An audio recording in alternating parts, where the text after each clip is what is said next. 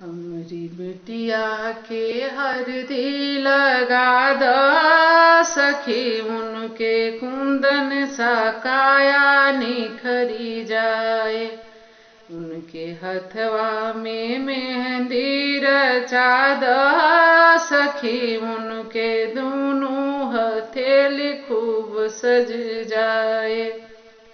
उनके ललकी चुनरिया ओढ़ा द सखी, मोरी प्यारी दुल्हनिया बेटी बनी जाए। हमरा बिटिया के जल्दी सजा द सखी, कहीं भरल लगन ना निकल जाए। ये रुत कुछ गावे के बा, ये गुनगुनाए के बा, अरे ये रुत त नाचे और